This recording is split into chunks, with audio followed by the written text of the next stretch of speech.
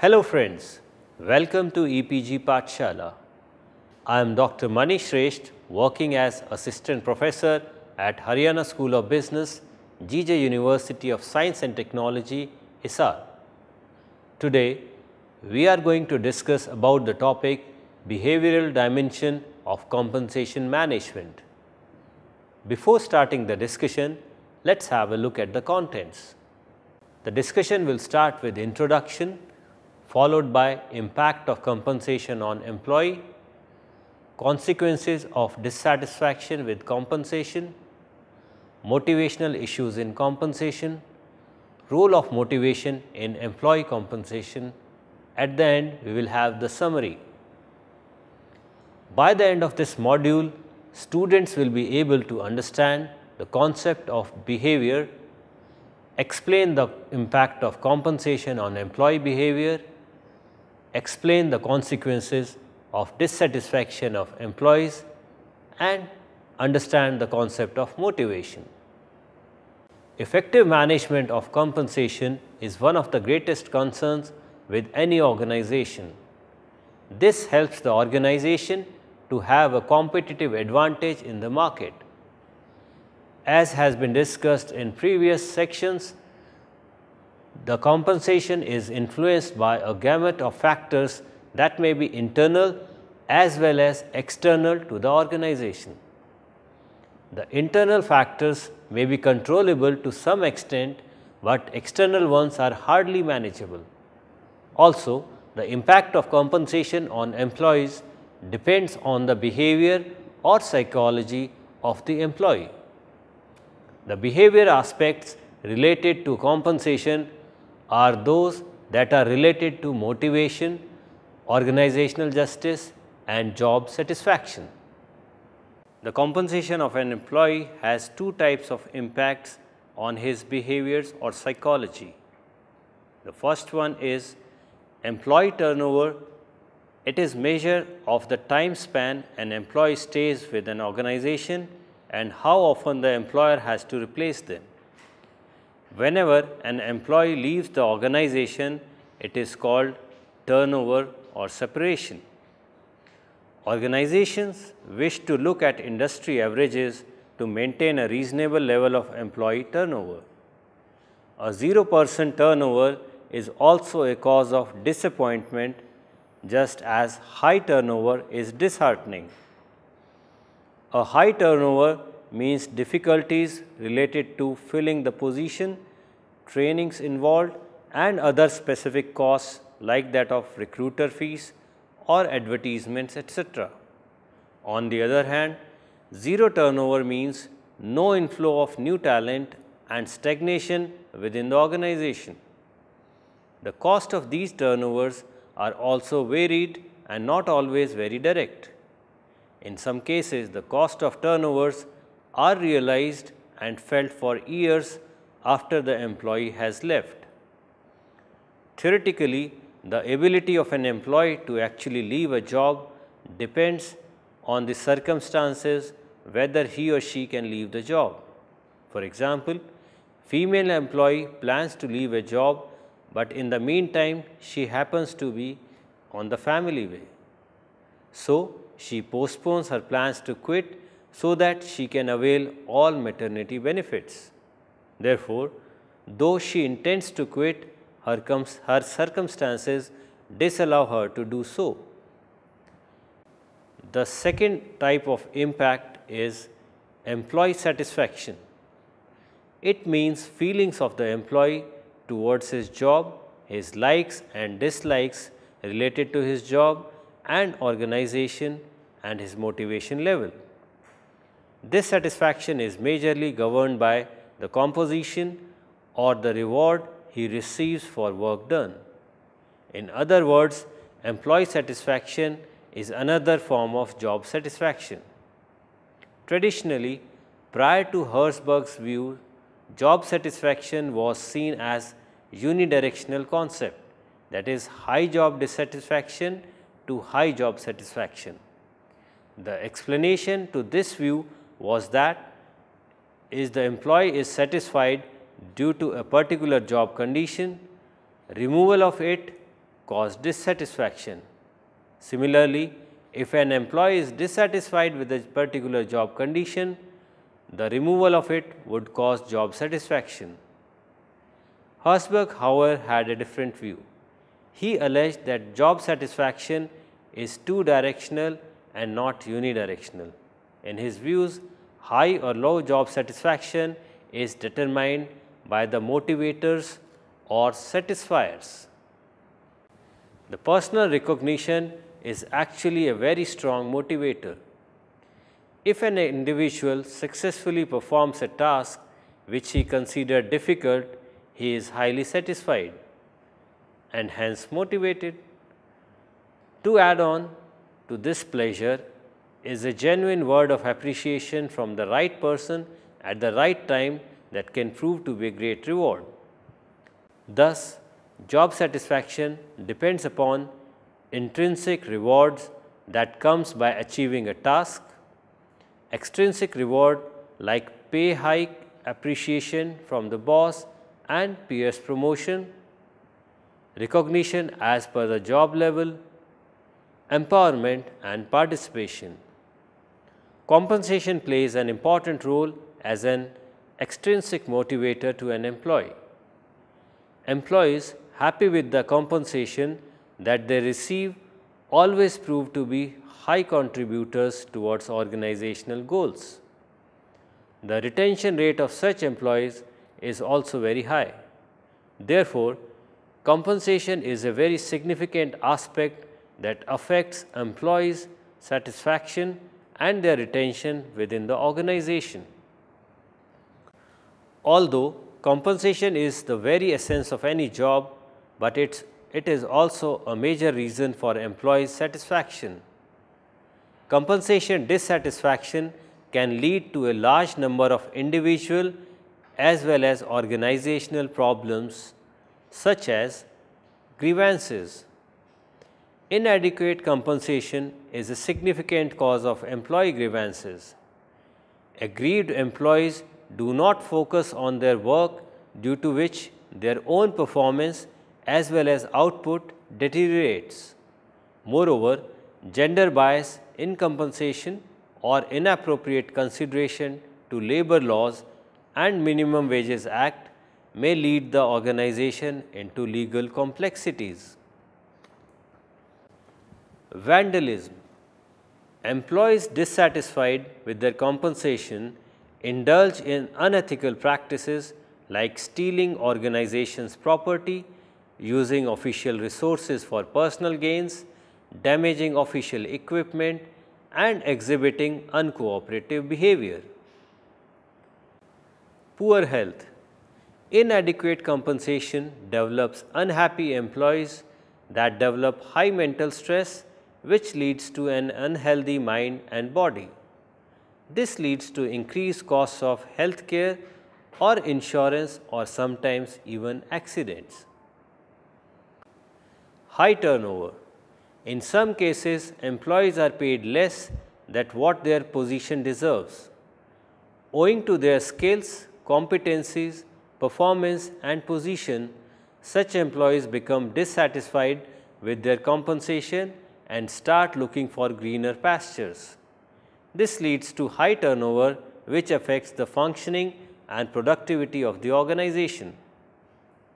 Lower corporate citizenship. Employees unhappy with the compensation practice, rude behavior with peers, disobedience of orders, low quality work, wastage of time, mutual fights, etc. Such acts proportionately affect the functioning of the organization. High absenteeism. Dissatisfied employees tend to take frequent leaves from workplace due to lack of interest in the organization. This creates a bad impact on the efficiency of the organization. Compensation is the major significant driver to employ and retain employees. It is also a critical factor that impacts the performance and output of an employee. Although, as discussed earlier too, compensation is an extrinsic motivator, but as it fulfills material wants of the employee, it definitely contributes to satisfaction and internal motivation. Studies have proven that intrinsic motivation decreases with decrease in extrinsic motivation. Skills and knowledge are main productive element of an employee, and these are the humans derived from job satisfaction, commitment and motivation, which in turn leads to a good performance. Motivation is a force that initiates behavior externally as well as internally. Even the best of talents cannot deliver to their full potential until and unless they are motivated. It is the employees who have the ultimate power to boost or reduce the profitability of the organization. Motivated employees can do wonders for attainment of organizational goals. Motivation can be either intentional or directional. Intentional motivation is when a person intends to work in a particular fashion, while directional means some driving force that is drawing you toward attainment of a specific goal. Researchers have introduced various motivation theories. These theories are dependent upon needs, goals, job design, society, etc. They also depend upon the people on which they have to be implemented.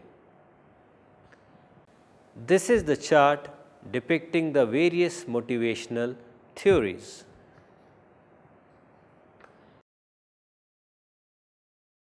The first theory is social learning theory. Within an organization, the employees learn exorbitantly from their organizational peers, culture, environment, managers, and so on. The core of social learning theory is self-efficiency. Self-efficiency is the concept that I can perform effectively in a specific situation. Such judgments influence our selection of tasks and goals, our extent of efforts, and the time stretch for which we will work. Another fact that influences our self-efficacy is the positive expectations that others have from us. That is, the fact that others believe about our high levels of performance motivates us to live up to their expectation. To conclude, high self-efficacy, employees work harder and better, give better results, so better is the organization performance. Operant conditioning. Behavior makes you learn. This type of learning is called operant conditioning. Behavior is affected by motivation from within and by reinforcement externally. This reinforcement includes compensation hikes, bonuses, promotion, praises, and awards. Goal setting theory. Every individual has one's own priorities, needs, personal values, skills, efficiencies, and perceptions. Motivation comes from his own identical goals. To achieve higher goals, one works harder and assumes higher compensation. The goal setting theory indicates that the efforts put in by an employee are undoubtedly a reflection of his seriousness and level of his goals. Job design theory precisely identifies the various kinds of tasks involved in completion of a job and the relationship of these tasks with the performance and satisfaction of the employee. In Japan, the variety of tasks, identity and significance of tasks, and their autonomy and feedback leads to psychological conditions which are directly related to internal motivation, quality of work performance, job satisfaction, decrease in absenteeism, and employee turnover. Expectancy refers to the belief of an individual that a particular result will be obtained if a specific behavior is followed. In other words, an employee perceives that if he or she exerts a particular level of effort in completing a task, a specified level of performance will be attained. That means effort and performance relationship. It proposes that employee compares his own efforts and rewards with others in similar work conditions.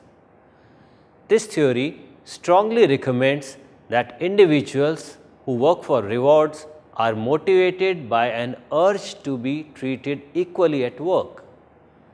A key management role is the maintenance of this perception of employees about equity at workplace. One of the most well-known theories of motivation is the Maslow's hierarchy of needs that was proposed by Abraham Maslow. The physiological needs are the most basic needs of an employee. Gradually, his level and status rises to safety and security.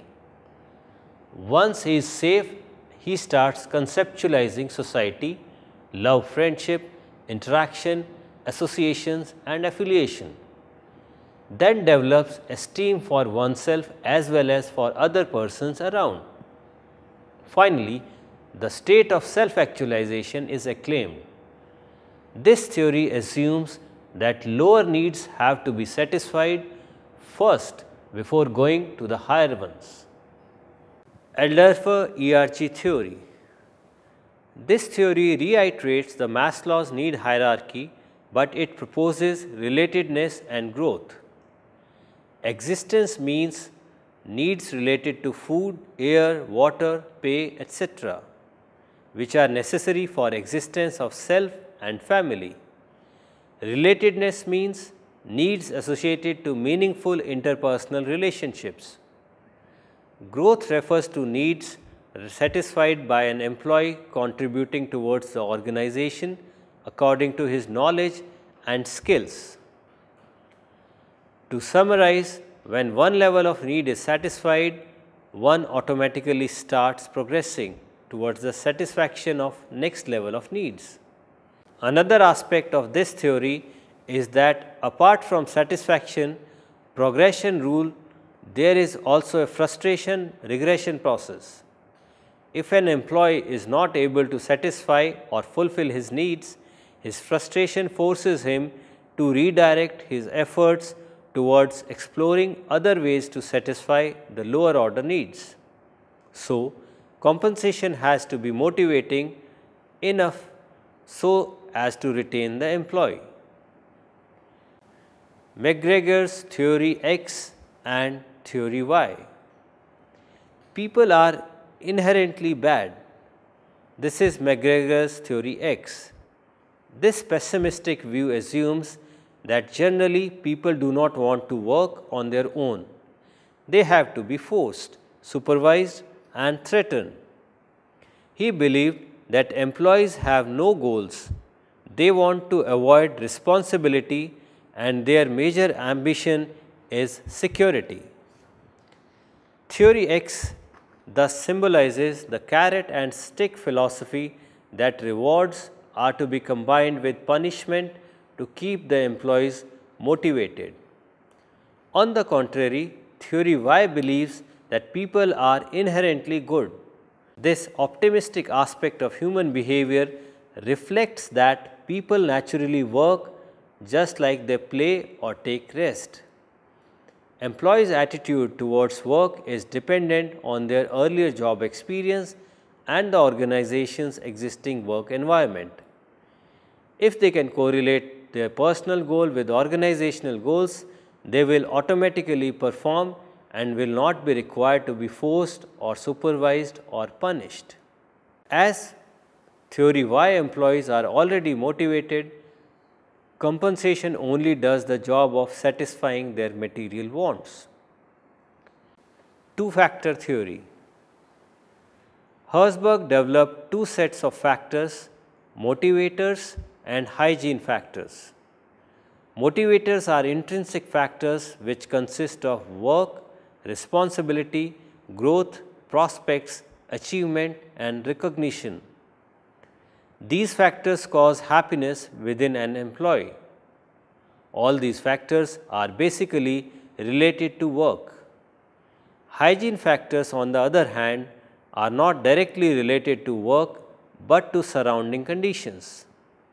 They are also called as extra job factors, and they include organizational policies, peer supervisors, subordinates, working environment, personal life, living standard, and security of job. Theory Z. Theory Z, as formulated by Auchi, describes common characteristics of successful American and Japanese organizations. The theory believes that successful organizations tend to develop a lifetime bond with their employees. Even during slow times, employees are not laid off, and so employees feel tied towards the organization and work conscientiously and enthusiastically to achieve organizational goals. These kind of setup provides huge room for vertical and horizontal communication with strong trust among employee groups because all are working towards achievement of organizational goals. So, according to this theory, compensation is not a motivator of employees. To summarize the discussion, employees with positive intentions are highly motivated towards pay for their performance. Reinforcement says reward for good performance motivates employees. Difficult goals says tasks that aim at high and strategic goals should carry high compensation differentials to motivate employees to perform better.